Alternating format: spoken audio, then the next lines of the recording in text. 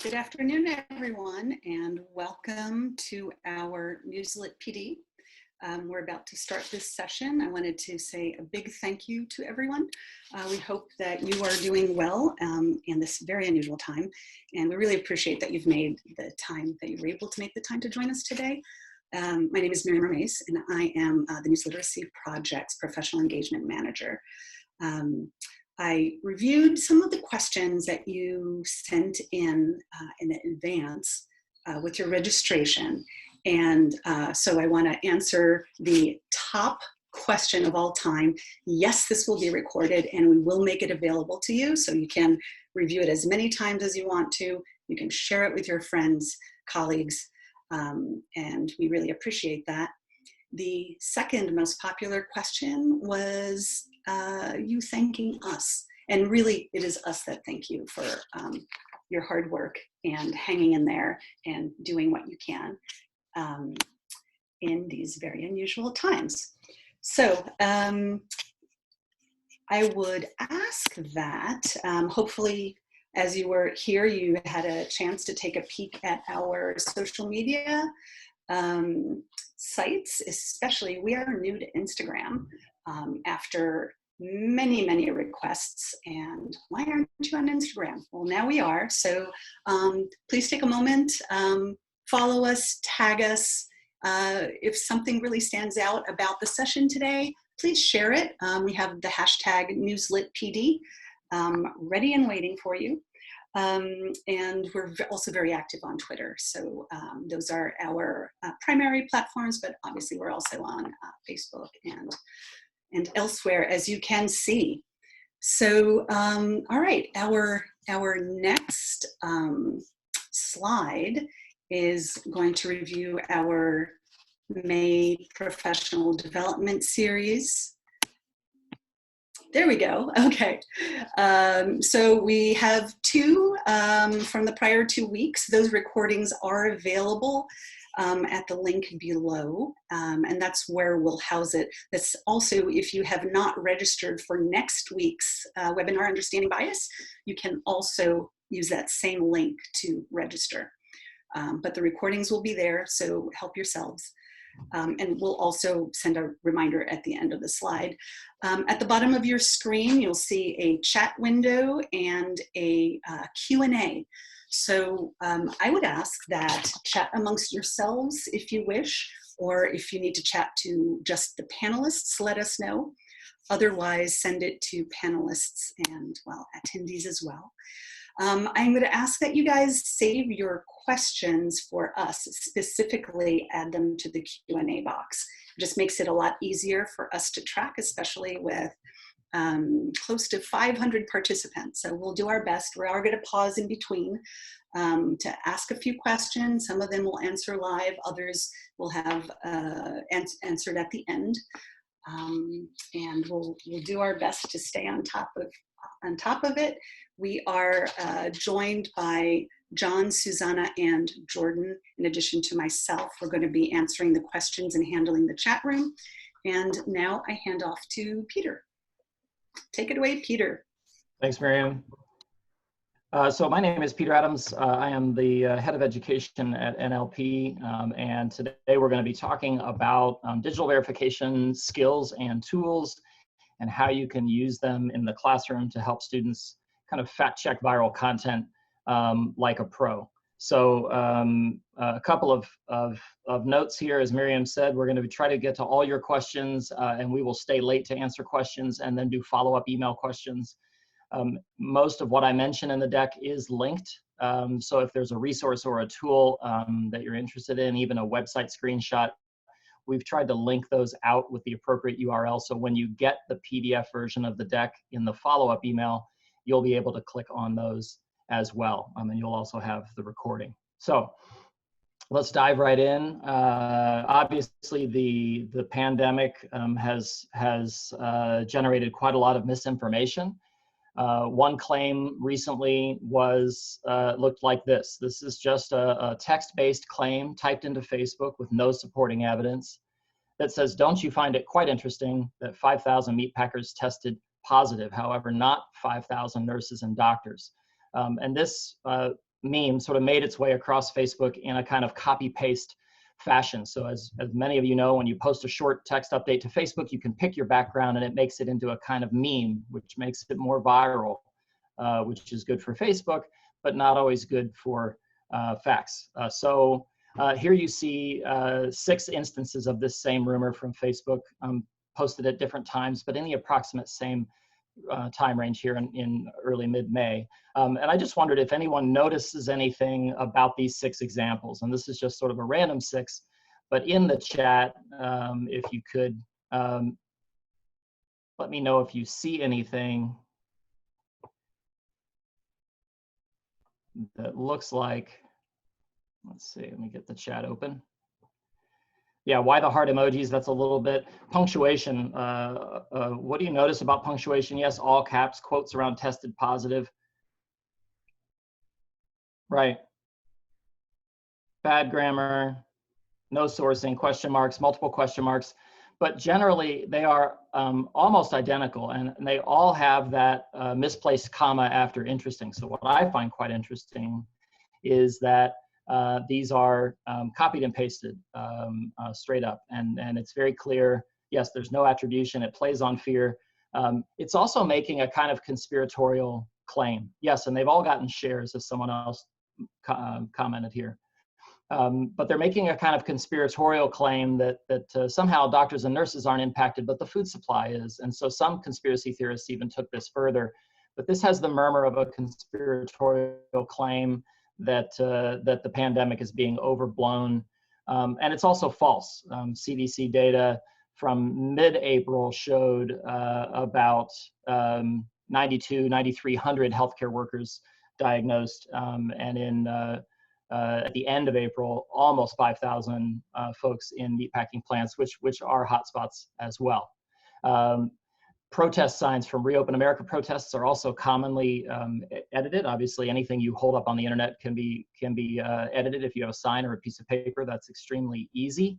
But this isn't authentic. There have been a lot of outrageous signs. If you look in the background, COVID-19 is a lie. That's a fairly outrageous sign.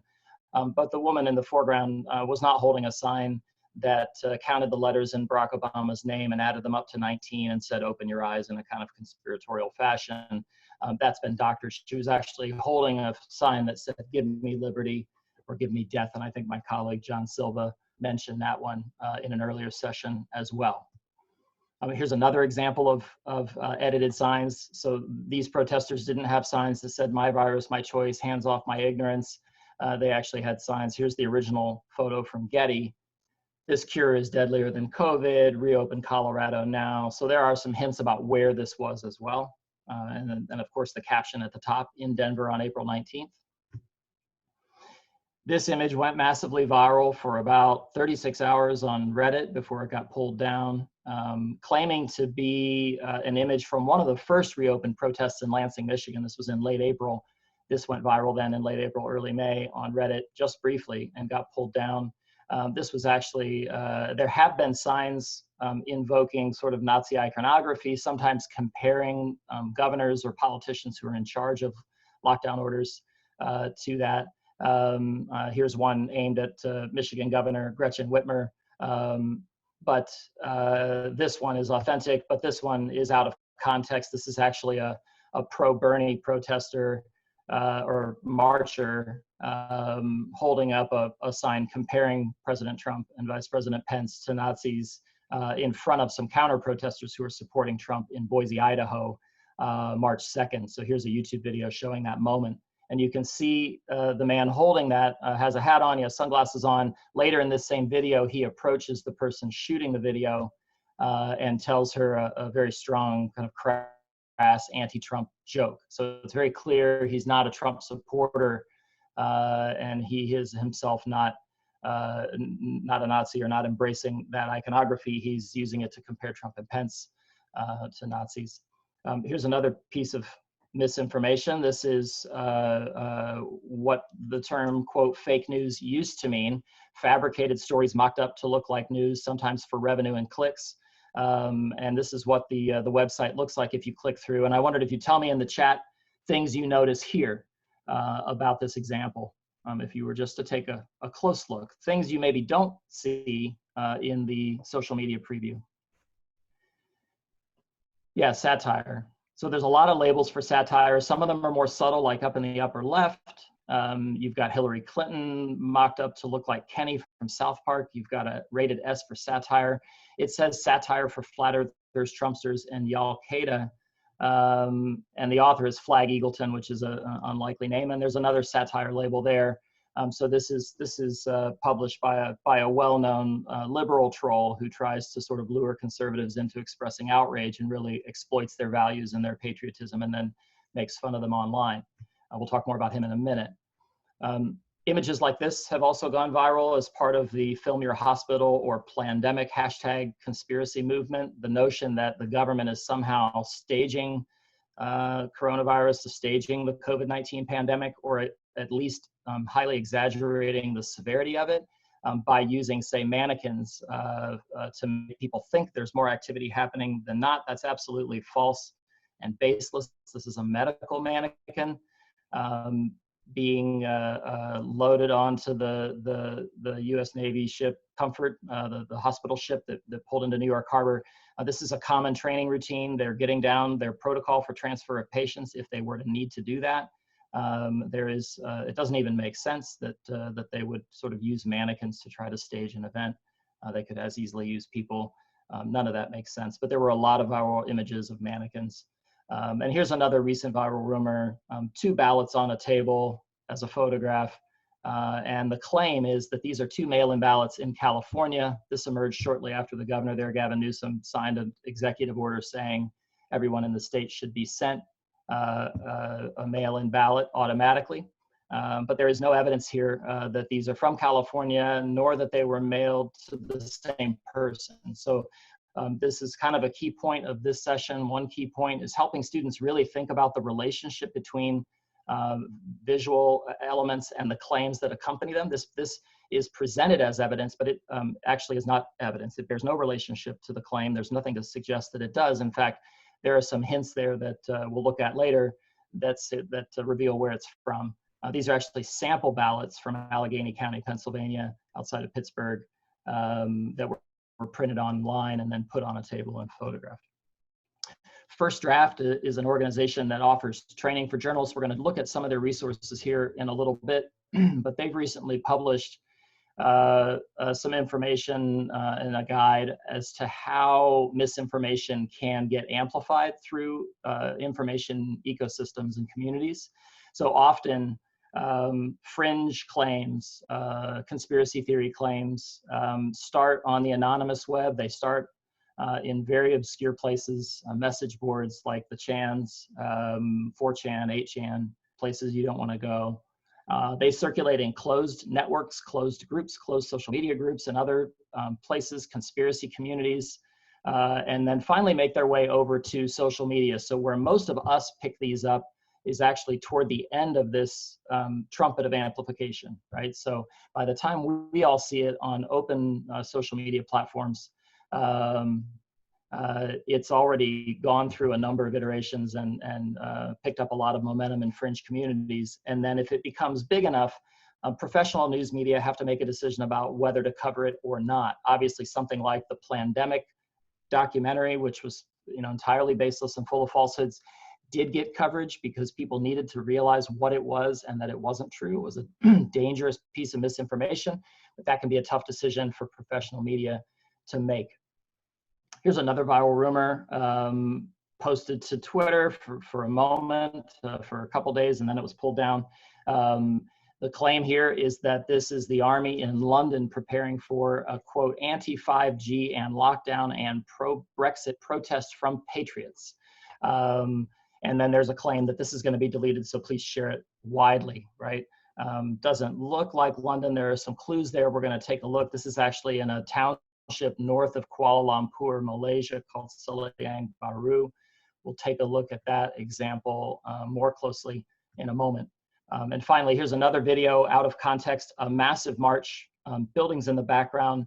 And the claim here is that this is a massive protest in Germany protesting the quote new world order, so some sort of shadow global government that's trying to take over the world. That's a common conspiracy theory, long-standing, a deep state. They've thrown in Bill Gates and a conspiracy to depopulate and use vaccines in ways that's entirely baseless and untrue. This very well might have been posted as a joke, but a lot of people reacted with outrage, could not believe something this big was happening in Germany, and why isn't the media covering this? It's because it wasn't in 2020 at all. It happened in Warsaw, Poland in 2017. So, quick poll for all of you. We'd like to know, how confident are all of you in your ability to detect and debunk this kind of viral content? Are you extremely confident? Are you somewhat confident? Maybe. Do you think, well, you know, I can check Snopes if I have to check a claim, but outside of that? Or are you not at all confident? I'd just love to know where folks are coming into this session. Give me a sense of how people feel in the room here. All right, so about 65% of you are in the somewhat confident camp, which is great. So we can hopefully build on this confidence. Here, I'll share the results briefly. This is where we were at when I stopped the polling. So, you know, we have a handful of folks who are extremely confident, a few more folks who are kind of Snopes level confident, but most of you are somewhat confident. I think that's a great place for us to be today. So 2 questions I'm going to take on in this session, and I hope to provide you with good answers to these by the end. Number 1, what you can do to verify viral content like this yourself. So that's a question I'm going to try to answer and give you a foundation. And then 2, how can you as educators use viral content to engage and challenge students? So how can we help our students be fact checkers and effective fact checkers? We'll pause here just for a couple of questions. If there are any, I'm going to pivot into a kind of skills section here. So Miriam, maybe a couple of questions, and then we will move on. So I have... Great, sure thing. Great. So one of the questions, and this is a perfect lead-in for what comes next, right? How did you confirm the incorrect location examples and what tools? Yep, you'll find out next. Stay tuned. Stay tuned. Okay, so Susan wanted to know, what do you do when expert opinions or peer-reviewed sources are saying 2 different things, such as whether people should wear cloth face masks or not?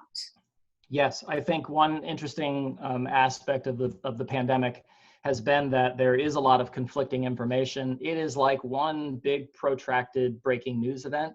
And there was a lot of confusion early on, even among experts. And you see this in other situations. I mean, you see this on the scene of breaking news events. 2 officials will say 2 different things. Of course, those tend to resolve much more quickly. This is a global event with a lot of unknowns and a lot of people grappling.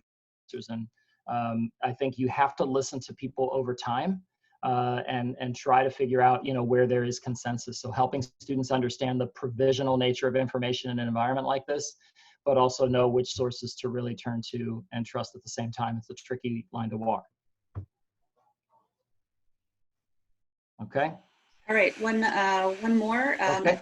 might be coming up as well. Erin wants to know, what are good sources of finding examples for middle schoolers when you want to stay away from political topics? Sure. I have a slide later in the deck with several fact-checking organizations. And there's also an international fact-checking network that you can look at with member organizations that curate examples of misinformation and debunk them. So the fact checkers are a great place to turn. We also have a weekly email newsletter, which just ended for the school year, but it will pick back up in the fall in early mid-September, called The Sift. And we do a viral rumor rundown there every week. And we specifically try to curate examples that are important for students to maybe talk about, or ideal for students of different ages to talk about with some ideas. So I would definitely check that out as well. There are archives of The Sift on our website, so you can go back and curate examples from there as well. Sounds good. Great.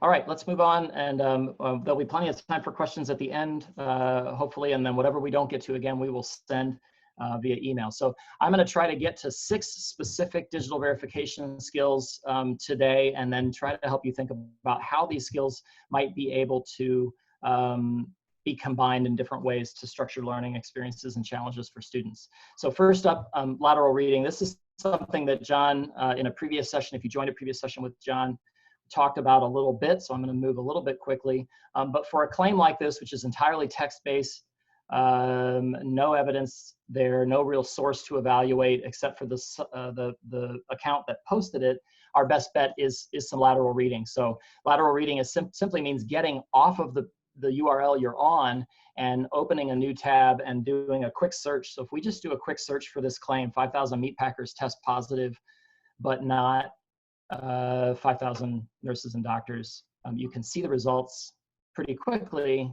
It's an effective way to get us to some answers. So this has been fact-checked, and there have been fact checks published by the Des Moines Register, fact checks by factcheck.org. And here, if you see, is the claim itself verbatim, including that misplaced comma after interesting in all caps. So factcheck.org absolutely has this rumor, and we can see that. And in the Google preview, it's been pulled in that it is false, right? And it has circulated on Facebook. So we can see all of that without even clicking through to fact check, although I do think we should. Fact check then will tell you how they know it's false, and they will link to the CDC data and explain. So there are some, and again, you know, it's lateral because if you stay on the source itself and drill down, you are reading vertically. So if we were trying to evaluate a web page and you're clicking on the About section, you're looking at the bio of the person who wrote it, you're reading vertically on the same URL. Those are some pretty unreliable signals because people can make up anything they want for an About page. They can make up anything they want for a bio. So if you're trying to evaluate a source, it's better to get off the page and look for credible sources, especially when you're not certain, you know, what that source is, or if you're not familiar with it or don't know if it has any standards. So some related skills and concepts to lateral reading, honestly, just teaching students simple web literacy, Control-T to open a new tab. I realize a lot of students are doing this on their phones, you know, hitting the home button and doing a quick search the same way. But helping them understand that Control-T is a habit they should just have. Opening a Google search bar, it doesn't take long. One parallel we've drawn during the pandemic is taking 20 seconds to check out a piece of information like this is the same as taking 20 seconds to wash your hands. Practicing click restraint. So knowing that in this case, there were some credible sources at the top, that's not always the case. And then really helping students understand the difference between a standards-based source of information and a user-generated source. So there's very different information universes. They play by very different rules. Doesn't mean that everything that's published in a standards-based environment is absolutely correct all the time and that there aren't problematic things that happen there, but we have to ask much more nuanced questions on that side of the wall or in that information universe than we do in the user-generated world. And then helping students learn to go upstream to the source of something, to use advanced search functions, to refine date ranges, to try to get back how early was this published, where's the first time this appeared, where did this come from, to look at captions and so on. So we'll talk more about that in a moment. So that's lateral reading. Skill number 2 is using web archivers. And a web archiver is basically a tool that lets you save a snapshot or a screenshot of a URL at that moment when you actually press save. And to illustrate this, I'm going to use this moment. If you remember this from earlier this month, when Pence visited the Mayo Clinic and did not wear a mask and then came under some criticism, and so did the Mayo Clinic. And in response to that criticism, the Mayo Clinic allegedly, at this point, let's just assume, tweeted that they had informed him of the masking policy prior to his arrival. So they basically put the onus on Pence. This looks like an authentic tweet, but it's a screenshot, which means that we're not 100% sure that this is authentic. And then this person is claiming that the Mayo Clinic has deleted this tweet, which is basically putting the onus again, or putting the blame on Pence and his people. So how can we see if Mayo Clinic actually tweeted this and deleted this, or if somebody has created a fake tweet? Creating fake tweets is sadly very easy. There are sites like TweetGen, which let you make a fake tweet. So if you go to the tweet section, you can choose a profile picture. You can create whatever name you want for the account. So you can actually mock up Mayo Clinic's account and make it look like an authentic tweet from Mayo Clinic. Enter whatever username you want. You can make it a verified user. You can make it somebody you're following. You can enter your tweet content, again, whatever you want. You enter a date, time, a number for replies, a number for retweets, and a number for likes. And then what these generators do is generate an image. They generate a JPEG or a PNG file of that fake tweet. You can see that big blue button at the top, generate image. So I'm just going to enter here just some random stuff, and you can see that it's entered, you know, those metrics. And again, I have this stamped in bright red letters, please don't make fake stuff, because we really don't want to encourage anyone to do this, even as an exercise with students to help them know that these exist. It's a bad idea. You can also make a fake block notification. Somebody can say, hey, this person blocked me. I must have really gotten under their skin when they didn't block you. And you can make a fake suspension notification. So you can say, oh, look, you know, this prominent public official got their account suspended. What happened? And cause a lot of chaos and confusion that way. A lot of people do this as a joke, but as I think we can see, things that are intended as jokes aren't always perceived that way. In fact, often they're not, and they spread confusion and they get shared, and you can quickly lose control of an image like this, and it goes viral and makes its way into all sorts of stuff. I see Melissa's question here. Why do people make fake blocks?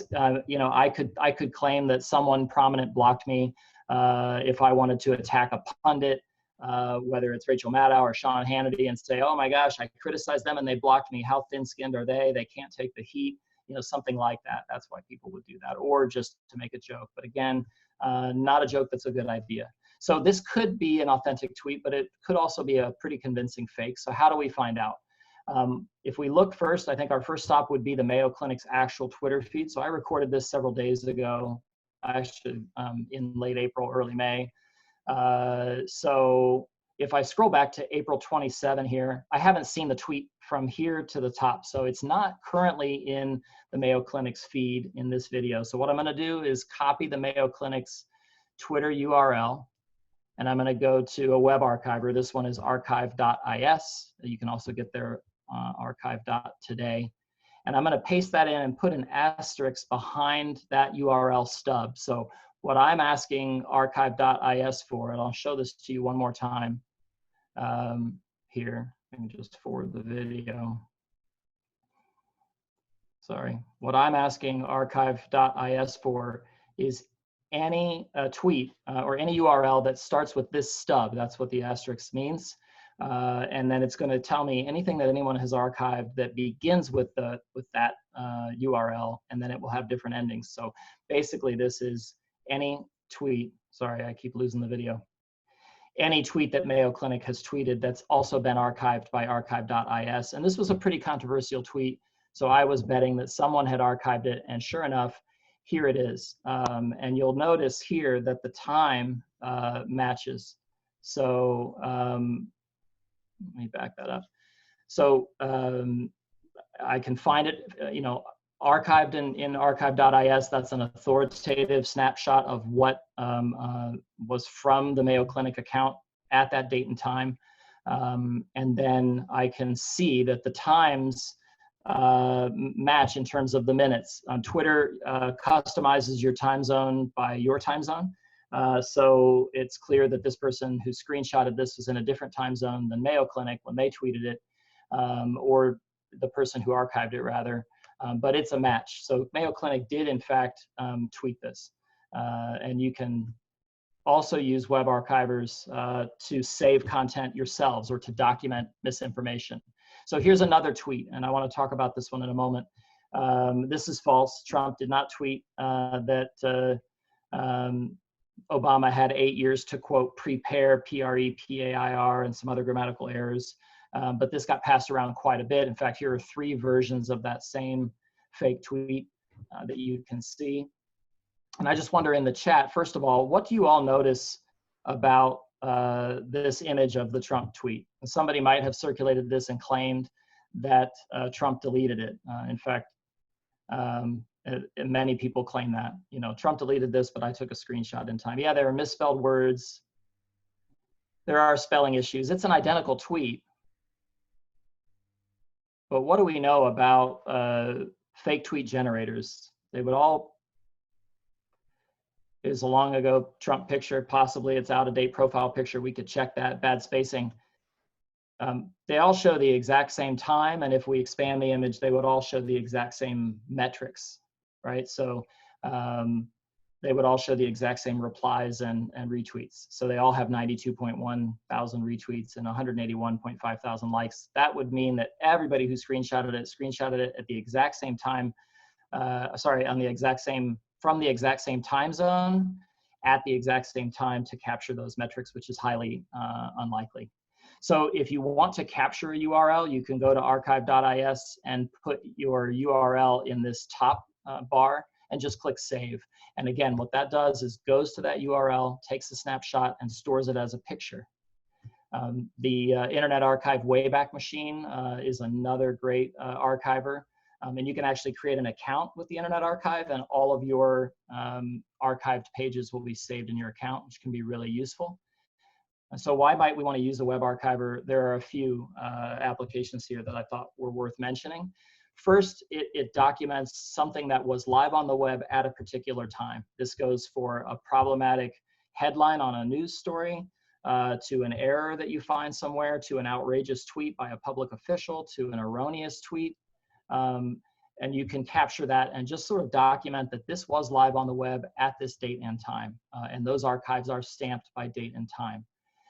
The other thing it can let you do is to save examples you want to use later and you want a stable link to. Obviously, people delete tweets and Facebook posts all the time. People get suspended from social media platforms, and links rot, right? There is so-called link rot.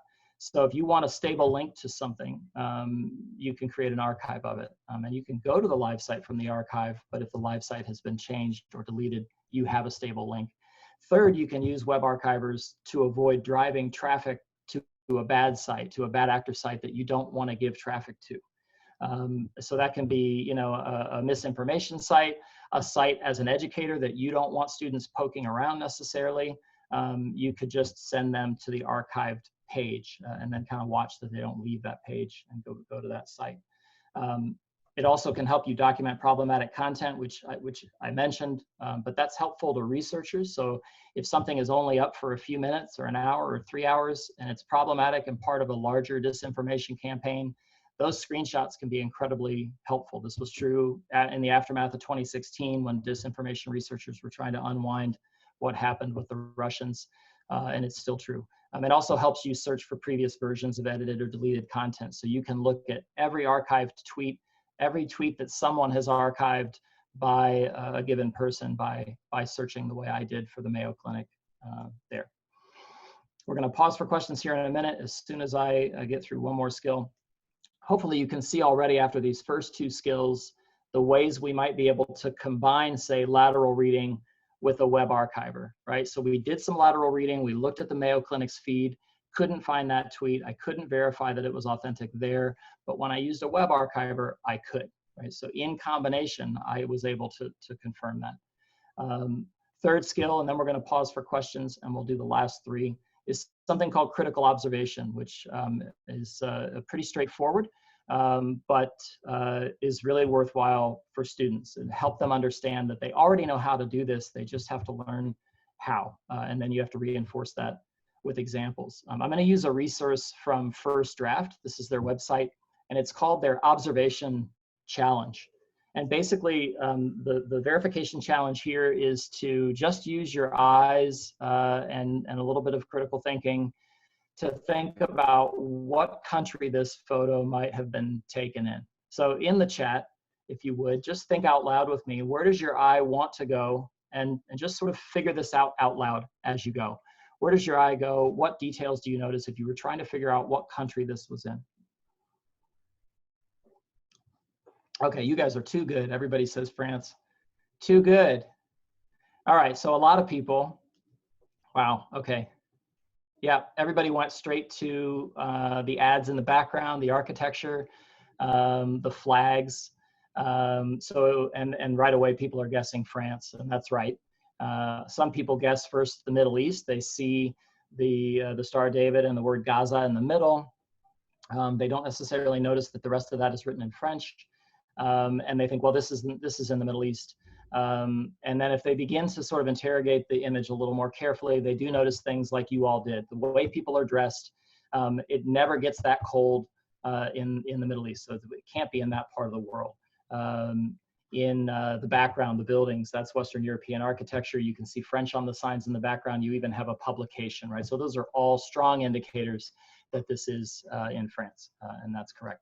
Let's try one more here the same way. This shot, where do your eyes go?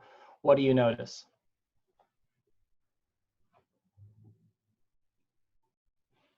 Yeah, so you see the signs, license plates, language, right? Someone's already saying New York City. A lot of people are saying New York City. How do you know it's New York City? Right, somebody just said Chinatown, but which one? There you go. Nira has a 212 area code. So, you know, when you show this to students, they may first just see Mandarin characters. They think, oh, well, this must be in China or in a country where China, Mandarin's the native language or widely spoken. And then they begin to notice some English language mixed in on the signs. And then maybe eventually the buildings, the architecture, the license plates. And then finally at the end, they'll notice the signs. So we have specific business names, but we also have area codes 212. And you know, many of us know that's New York City, obviously, but students may not, but that might take some lateral searching, right? So basically, you know, a critical observation is just thinking about images differently and being very intentional and mindful about it. So looking at things like architecture and landscape, looking at the way people are dressed, looking at other indicators of climate and weather, any visible text, things like business names, phone numbers, street names, addresses, looking at signs, especially municipal signs often have the name of the city on them, especially if you magnify them or clear them up, landmarks, notable buildings, license plates, other distinctive details, right, are all things you can use. And just helping students form that as a disposition or as a habit of mind can be really important. So calling back to this example here, what is the critical observation clue that this is not London? Or what is one of them anyway that's pretty definitive?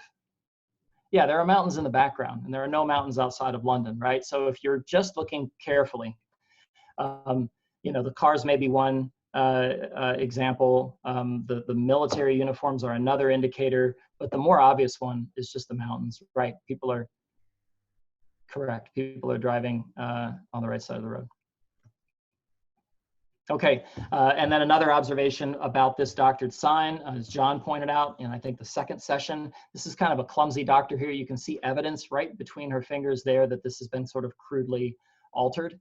And then here, if we were to sort of zoom up, you can see the words Allegheny County. So if you're not leaning into this example, obviously if there are people who believe that, you know, mail fraud is an issue, mail voting fraud is an issue, which all evidence points to the fact that it's really not, but it's become a highly partisan, contentious debate.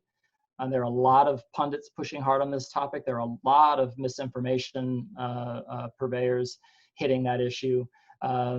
If you leaned into that, it might be easy to share it. But if you take a moment and do some critical observation, you can see Allegheny County Board of Elections pretty clearly. So it's just a matter of being careful and also warning other people away from that. Again, misinformation is designed to exploit people's values and patriotism, and this is no exception, and no one wants to be exploited. So actually stepping into the replies and the comments and saying, hey, this isn't true. It says Allegheny County can be important. Excuse me. So the key really of critical observation is to get students to take images that look like this. Here's a photo I took in my neighborhood, and you can do this yourselves. You don't have to have a piece of misinformation to help students develop these skills. And have students see this, right? They see a municipal sign, they see distinctive architecture, they see landmarks, they see text on the side of a garbage truck and see those as possibilities. And then there's a business name. And right away, you can start to see, again, the opportunities. Yeah, it's in Chicago. You can see the opportunities to combine these skills. So a little critical observation can lead us to a lateral search for Chicago dance supply, and we can get to an exact location.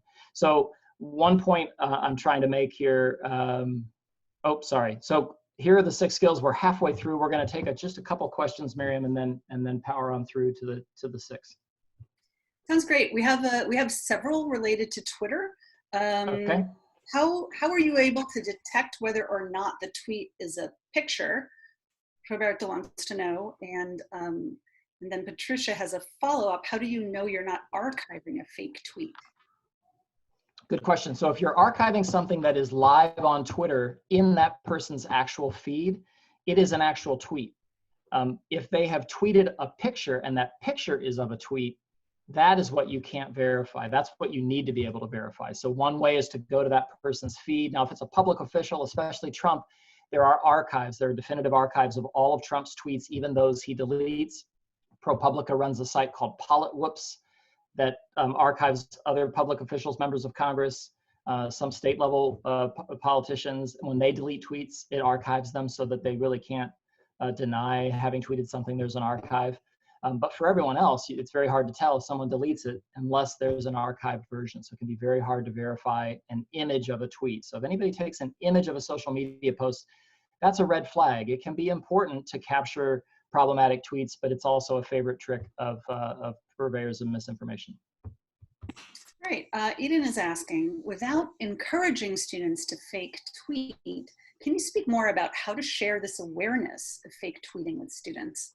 That's something that we wrestle with all the time, and I basically ask all groups of teachers, how do we let students know that fake generators exist? By the way, not just for tweets, there are fake sign generators, fake church sign generators. You can pick your denomination, type out a false message, and it makes it look like that message was on the church sign. And people use that in all kinds of nefarious ways. So how to help them understand that images of text on signs and images of social media posts is very unreliable. Those are red flags, something to really be careful with, without then inspiring them to go be part of that chaos.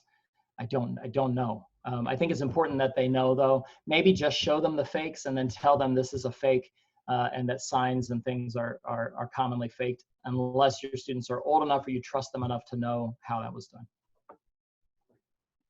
Okay. Cheryl Ann is asking, what normal person would go through all these skills to figure out if a website, meme, tweet is reliable information? Say the first part again, sorry. What normal person would go through all these skills to figure out if a website, meme, or tweet is reliable information? That is quite the question. It is quite the question. I mean, again, once these become habits of mind, hopefully these aren't deep investments. If it becomes a quick lateral search can catch out, I think, 90+% of the misinformation you see, and that's like a 20-second thing. So it's important not to amplify or share things you don't know are true, and it's important to kind of develop an internal system of red flags and then to check things out. It doesn't actually take that long to do a quick lateral search. But if you need to really fact check and drill down, you can put these, combine these skills in more time-intensive ways. But you're right, it's a disadvantage that fact checkers have. It takes much less time to make a fake claim than it does to fact check it, sadly. True, and this is a great lead into another one from Rhonda. I know how to triangulate and research resources, but how do you do so when it's time sensitive, like a protest march? I'm not sure I understand the question. How do you triangulate? How do you do the research to find out if it's true, basically? Okay, well, let's take a look, because we're going to actually look at a protest photo here, if we can, with reverse image searching, which is the fourth skill.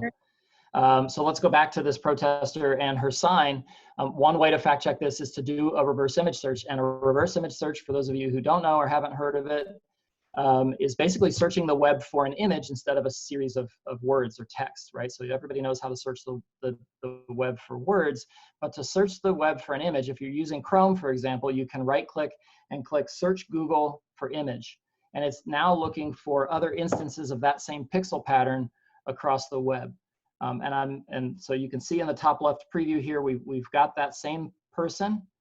And again, I'm doing some evaluation of sources here. I see the Orange County Register, which is a local paper, and then Snopes.com. I see the Washington Post. If I look at Snopes, I can see very quickly that this is false. It's a doctored image. And again, Snopes doesn't say this is false, it's a doctored image, trust us, we're Snopes. They show their work. So they show you why you should trust it. And that's a great takeaway for students. Trustworthy sources of information don't actually ask you to trust them. They show you why you should. And if we go to the Orange County Register, we can find the authentic image, and here it is. It says, "Give me liberty or give me death." And then we have a caption. And so we can tell who took it on what date and what location, Main Street and Walnut Avenue.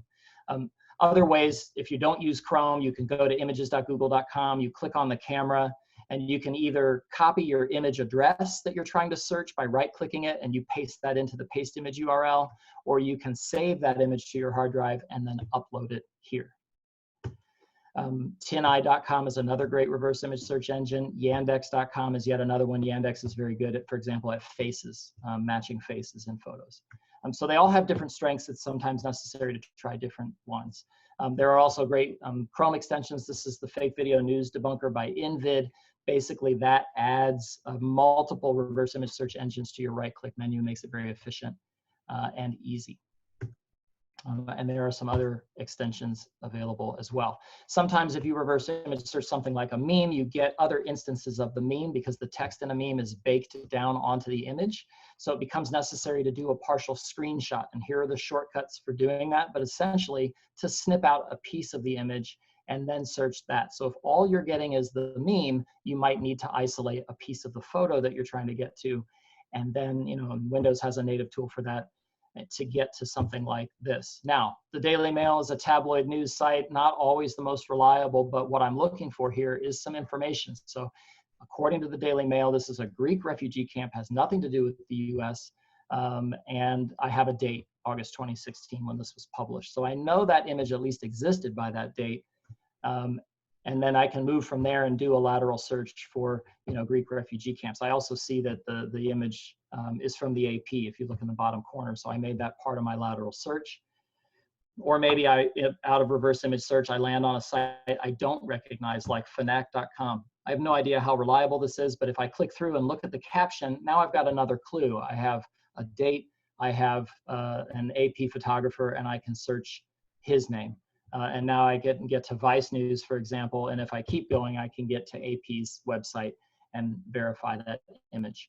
It's important, I think, to teach students how to do a reverse image search from their phones. This article explains how. There are some others. If you search for them, again, this is hyperlinked.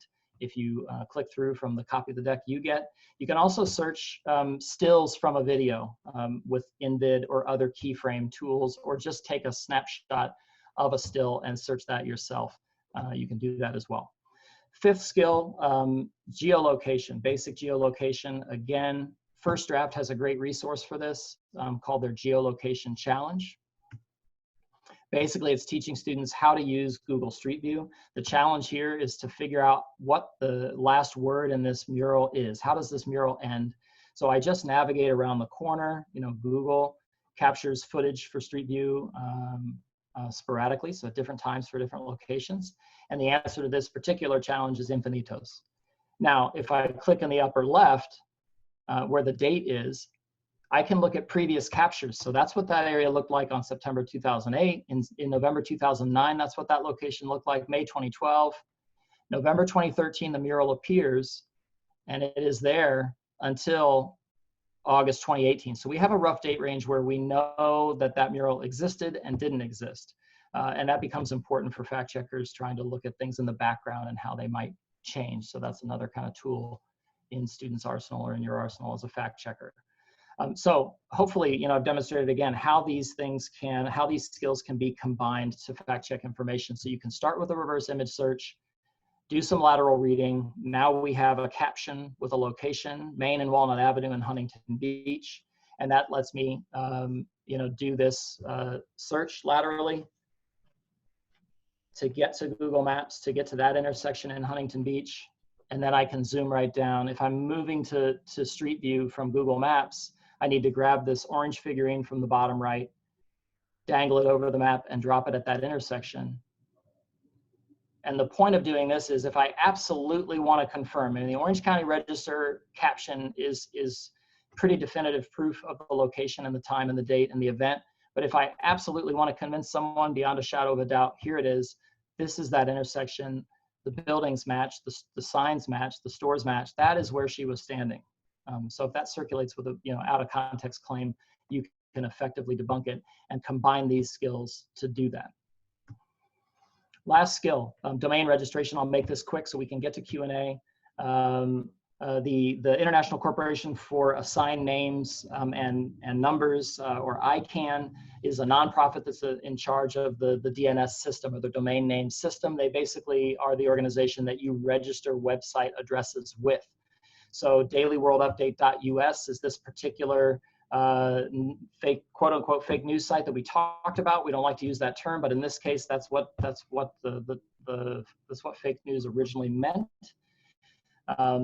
And we can see if we can find out who registered this website. So a domain registration search tells you when somebody purchased a URL, what information they entered. Now, they can pay a third party and hide behind that, but this website was registered by a guy named Christopher Blair, who lives at that address in Waterboro, Maine. He's got a phone number there, and he's got his email there, so you could reach out to him. A lot of people, again, hide behind a third party registration, but I can search for Christopher Blair and find out about him. He is a liberal troll who tries to kind of trigger conservatives and get them going, and then make fun of them online, right? So kind of, you know, not great activity and not very productive for the national conversation. And he's quite polarizing and controversial. But he's not hiding. He has his name on his website registration. So domain registration can also be useful. I wanted to add that so we had an even 6. And so hopefully, as I've demonstrated, you know, sometimes you need to combine some critical observation and then turn to lateral reading and then do some reverse image search and then to geolocation. And sometimes it looks more like this, where you do lateral reading and then look at domain registration and then do reverse image search and so on. The other question we raised at the beginning I want to turn to is how can you use viral content to engage and challenge students, right? So all this is cool and fun and interesting, but what do we do with students? So you can build digital verification challenges and pathways is my answer. And here are just some ideas. You know, you can do a critical observation bell ringer. You can make critical observation challenges as easy or as hard as you want. As you saw from the first draft examples, you can have a city name in the background and it just takes some critical observation, and just make those harder throughout the year. It doesn't have to be a piece of misinformation. It can be a picture you took in your neighborhood. It can be a picture you took on vacation. It can be a picture you pull from the open web. You can do reverse image search races in groups. You can do a weekly challenge. These are also great activities to give you a kind of side door into current events. It'd be very hard to get students interested in a lockdown in Selayang Baru because of COVID-19 in Malaysia. But if you start with that video and that claim about London, suddenly there's more interest and you're already talking about the issue, and students then naturally want to know, okay, well, why is the military, you know, reining people in with razor wire in Malaysia? You can do geolocate me challenges or build digital verification pathways. So just as an example, a weekly challenge might be this. I took this, you know, I didn't take this photo. This is from the open web, but you might say something like, hey, I took this when I was visiting my relative. Where does she live, right? And then send it to students in Google Classroom, share it with students and help them understand where that's at. Aaron knows that's Boston. You've got business names there. You've got a phone number on the right side with some office space available. So there are clues. You could also do a weekly challenge that looks like this, you know, that's more complex. On Monday, you could say, you know, we discussed this doctored photo in class, but what does the sign behind this one say? So I'm talking about this one. What does that sign say? That's a harder challenge. If you get students kind of at a more pro level, they can look for that sign. And if they turn back to that Orange County Register collection of photos of that same protest, you can see the same woman holding a different sign, and it's clear that that L is what that sign said. So that's an example of kind of a more advanced level thing that you could give students multiple days and say, who's the first one who can come up with what that other sign was, and really test them. And then you can build pathways, and this is my final point. You start with critical observation, do some lateral reading. Here somebody in the comments has said Google Selayang Baru. That's technically vertical reading. We can Google that. We can see other images. We can get to Facebook instances of the video using reverse image search. We can use critical observation here. We see a business name. I can search for that business name and do a little lateral reading.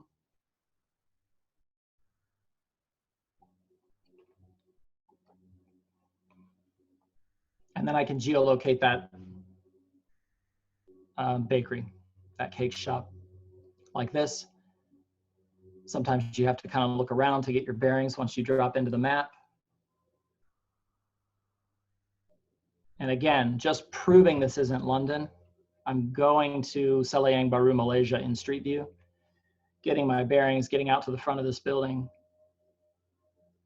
and turn around. And there's our proof, there's our location, right? And you don't have to stop there. So you don't have to stop with the truth or falsity of the actual example. We can say then, okay, great, you've confirmed the location. Tell me when the Sweetly Cake Shop changed its sign. It needed a new sign. Between what dates was that sign changed? And challenge students' ability to use that time capture tool in Google Street View. So sometime between May 2016 and then the most recent capture in December 2017, they refreshed their sign, they put up a new sign. Okay, so you can keep building challenges like that. Great, and this is a video which we will share that walks you through, and it's actually designed to use with students to have them do that as well. So this is important because fact checkers honestly can't keep up. So we need more sort of citizen fact checkers out there. These are some reputable fact checking organizations. There are many more. These are all hyperlinked when you get them. So that's a great place to turn for examples. And don't forget about the International Fact Checking Network. There are many, many more fact checking organizations out there. Bellingcat does some amazing online investigations. And I've also left you a link to a great investigation by BBC Africa Eye, their team. And some other links to resources here. But I want to get to the Q&A. Don't forget about the resources from NLP, including our check center where students can actually do fact check challenges as well. Miriam, do you want to jump in and remind folks of this stuff, and then we'll get to Q&A? Sorry to be so late on time here. Sure, absolutely. So we are going to have the PDF of this presentation. It will be in this resource folder. It is not yet, but I want you to know that it will be there. We're going to have the recording available for you. We understand this is a lot of information we're putting your way, so it'll be easy to refer to it that way. And you'll receive an email tomorrow morning with all of these links and more. So that is it for that. So ready for questions, Peter? Yes, absolutely. Okay, so we have a couple of questions about, oh, this jumped around a bit. Sorry about that. What do you do when people have begun to question Snopes and its reliability? Mm-hmm.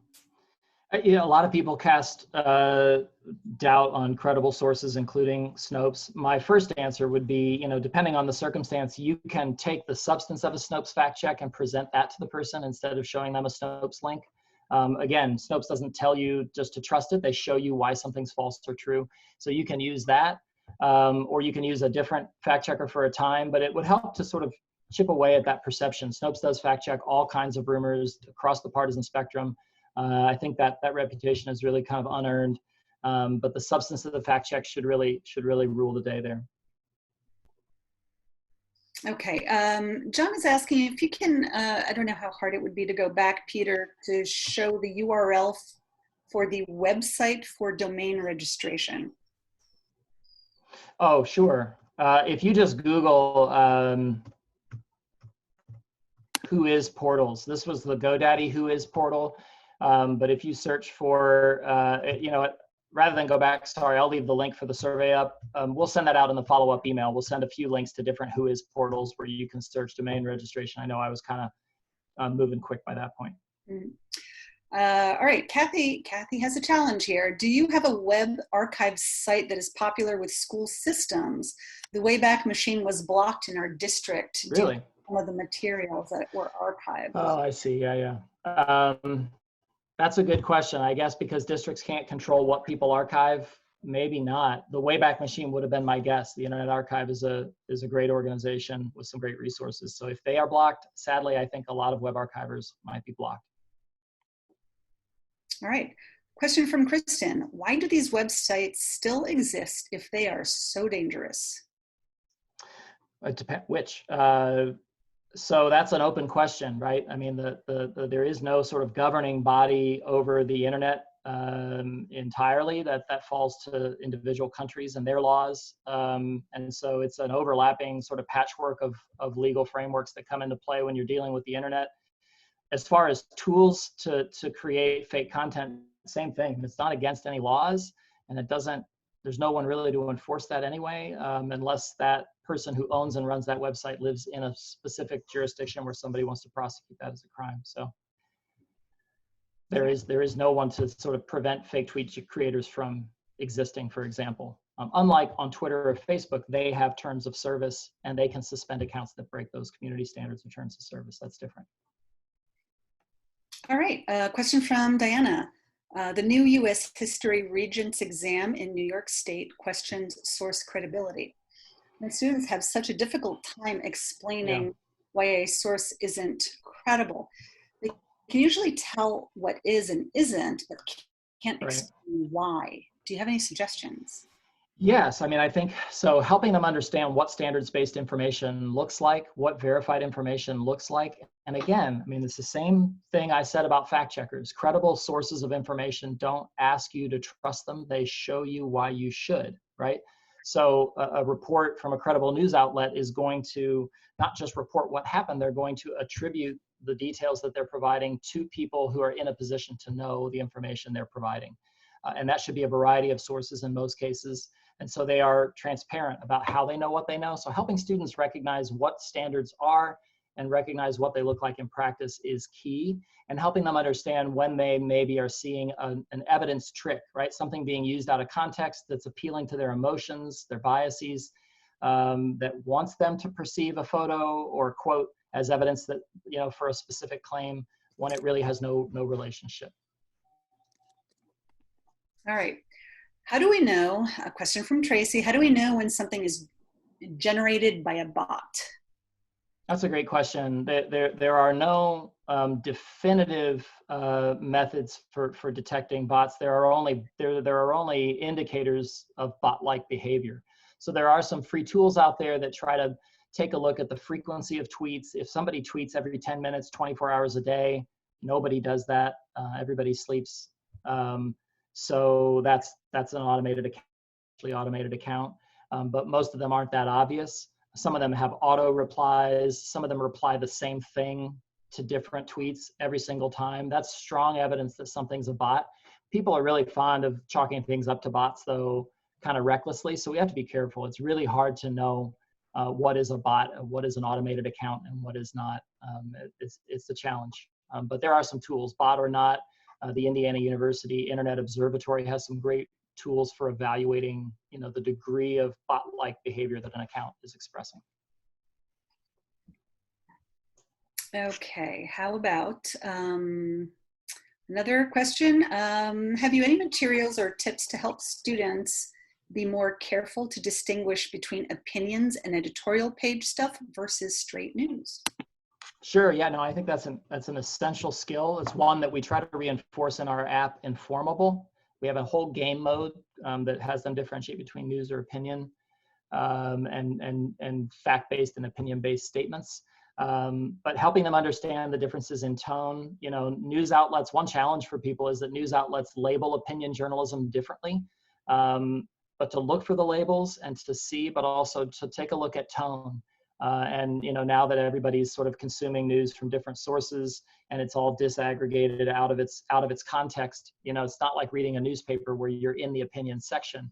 So we have to be more careful and more cautious, and to know the difference, to look for the labels. A legitimate news outlet should label opinion as opinion, and straight news should look very different. All right. Oh, here's a goodie. Tamara, how do you? Question from Tamara. How do you address issues like the pandemic video? So many people bought into it because it appeared so professional and appeared to offer, quote, real testimony from, quote, professionals. Right. So, I think asking some key questions, you know, who made this? Who are these people? Doing some lateral searches for the names of the so-called experts, especially the primary expert, who was a widely discredited scientist with a retracted paper, had been brought up on charges for stealing from a lab she worked at.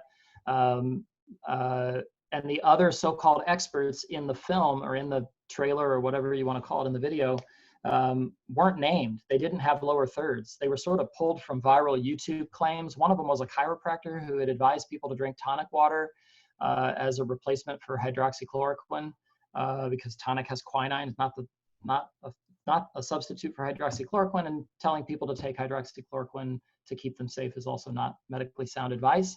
And he's a chiropractor, so he was sort of widely discredited, but they didn't identify him at all. They just had a brief moment of him saying one thing they wanted him to say. Same thing is true of the urgent care doctors from Bakersfield, California. They were featured as well as experts. So yeah, check your experts, as Andrea's saying in the chat right now. Everybody who positions themselves as an expert is not.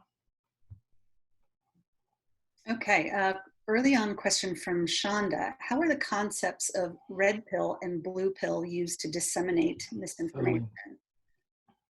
Yeah, sadly, very effectively, I think, especially at teens. So, you know, those of you that aren't familiar with that term, it comes from the movie The Matrix, where, you know, it's the moment that Neo is sort of brought into the real world and shown what the world really looks like, and that everybody is in a pod, and everything else is just a computer program that we think is our real lives. And conspiracy theorists love that metaphor because that's how they feel. They feel like they see the real truth, what the government is really up to. Flat earthers feel the same way. And so that's an internet slang term for sort of initiating somebody into a body of conspiratorial thinking often. And it can be very dangerous. And so helping students understand when someone is trying to red pill them, is trying to sort of baby step them into that world, use tricks of logic, use emotion, use heavily propagandistic methods to kind of resist that and help inoculate them. We're actually developing a new lesson about conspiracy theories right now to help sort of inoculate students against the red pill. Question from Tracy. Would we use similar digital verification techniques outlined today to determine if something might be a deep fake, or are there other tools for this? There are no tools that I know of that are automated deepfake detectors. I think those might be coming. I think, though, the consensus in the disinformation research world is that people are fretting a little too much about deepfakes because so-called cheap fakes or easy to make fakes are so effective. Just slowing down the video on a Nancy Pelosi video and saying she's drunk was really effective. You know, Plandemic went massively viral, although that was quite a production. Fake claims on Facebook with no evidence go viral. So when it's that easy to have things go viral and to insert false claims into the national consciousness, you know, why resort to making a complex video? That said, I do think we will see some circulate. Just nobody's certain how much, but you know, most people agree that our efforts are better spent on preparing people to not fall for cheap fakes. All right. Question from Sarah. What's your read on allowing student to use opinion pieces as evidence in research?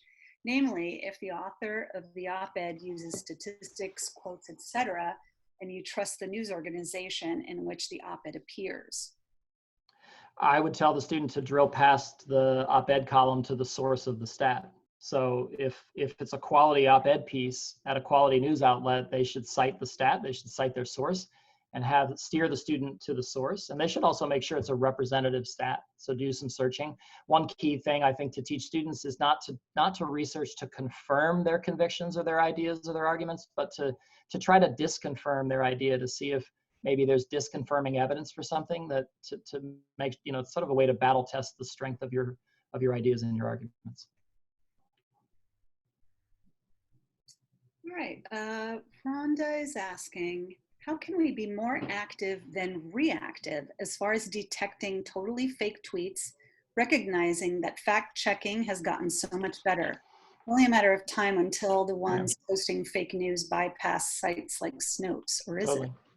Yeah, and even Snopes has said they can't keep up with the volume of pandemic-related, COVID-related misinformation because it's a global phenomenon, right? And so everybody is doing that.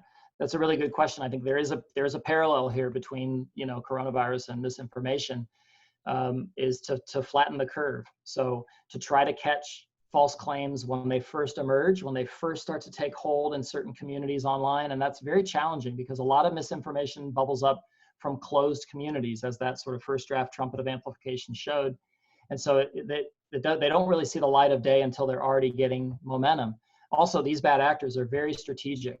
They seed the same claim across platforms all over the place for a number of days. And so it takes on a kind of ubiquity.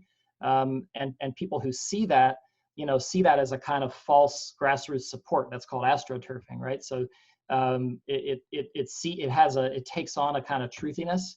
I've seen this a lot. There must be something there. In fact, it's just a bunch of really highly motivated partisans or fringe actors who are pushing the same false claim over and over again. I think the best way to stop that or to stem that is to catch it early, for fact checkers to catch it early, for regular users to tag in fact checkers and say, hey, Snopes, hey, Lead Stories, hey, PolitiFact, is this true, ?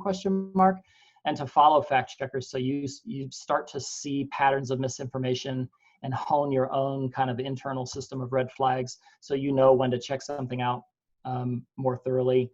And then, I'm a big believer that, students and all of us can help as kind of citizen fact checkers to start to knock this stuff down faster.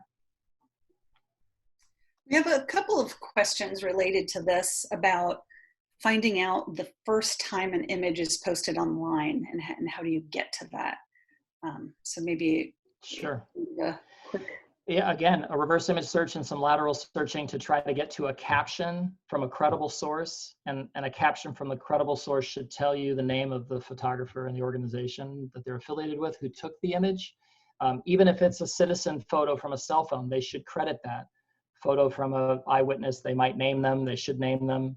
Sometimes it comes from a Flickr feed.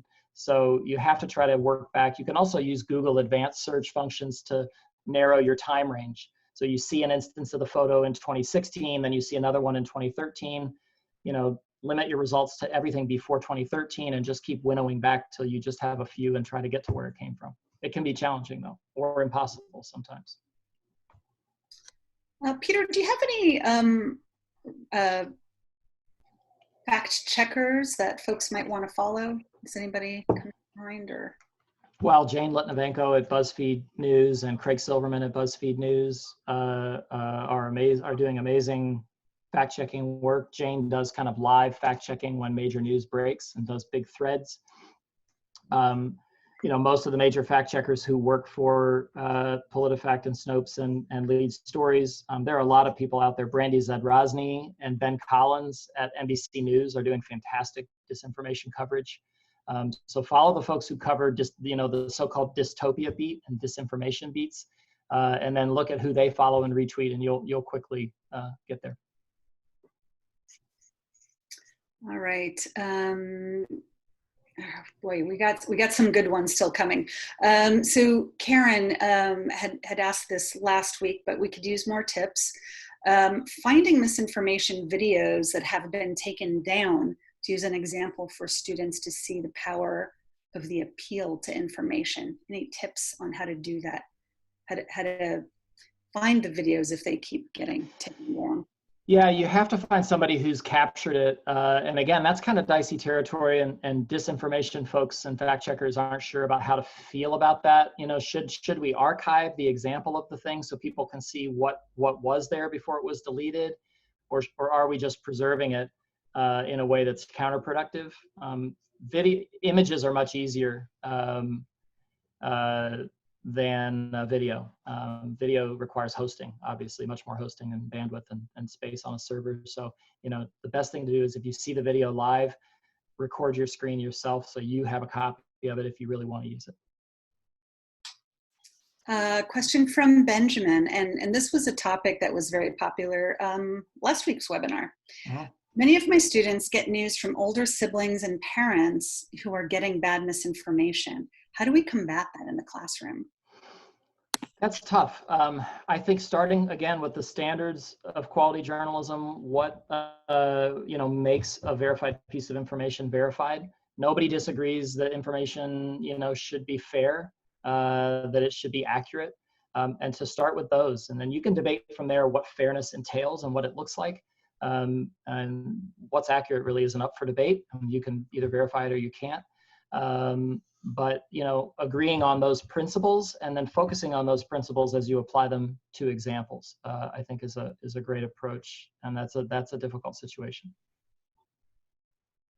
All right, here's a question from Christine. What do you think about censoring videos off of YouTube or Facebook if one thing said in a video is felt to be false by fact checkers? A recent censored off press conference by a medical doctor was over an hour long. Recently censored. Yeah, you might be talking about the Bakersfield urgent care doctors who said some flat out inaccurate and dangerous things about COVID. That's YouTube's decision about moderating, how they should moderate that. There have been some great podcasts about content moderation, including about YouTube, but basically they have to make a call as to when something is harmful enough. YouTube doesn't allow terrorist organizations to operate and recruit on YouTube. They don't allow gory videos. They don't allow pornography. So they do draw lines. Those are easy lines to draw, but then from there, how do you decide what's harmful, what people shouldn't see, what would violate the community standards? And YouTube's a private company, Twitter's a private company, Facebook's a private company. They have a right to curate the kind of community they want, and that's an open, vibrant, vigorous debate, and one that I think we need to help students understand. All right, so I think we can start wrapping up with just one more, maybe. Sure. Betsy is asking for clarification. What is a bot hunter tool? Yeah, some people call them bot hunters. I mean, they are basically a tool that you can put a handle, like a Twitter handle, into, and it goes and talks to the Twitter API and pulls that account's activity and then gives it a score of likelihood that it's a bot. So things like tweeting 24/7 is a high indicator that something is a bot. If something has a massive number of followbacks, people that it is following and follow it as part of networks, things that tweet, again, all hours of night or at a super high volume, or tweet identical things over and over again, raise that bot likelihood score. So they're just tools that help you sort of look at those factors in one easy to read number. But they're not entirely reliable. A lot of people draw those into question, by the way. Great. All right, well, if we have not answered your question yet, we are going to take a look at the rest of them. Give us a few days to go through everything and format it and get it into the resource folder. Just as a reminder, you will be getting links tomorrow morning in an email. Also, if you don't mind, please take the time to do our brief survey. It is really quick, and we would really appreciate it. Peter, any closing remarks? Just to thank everyone for attending and for all your great questions and for staying late. It was great. Keep up the good work, everybody. Thank you. All right. Thank you.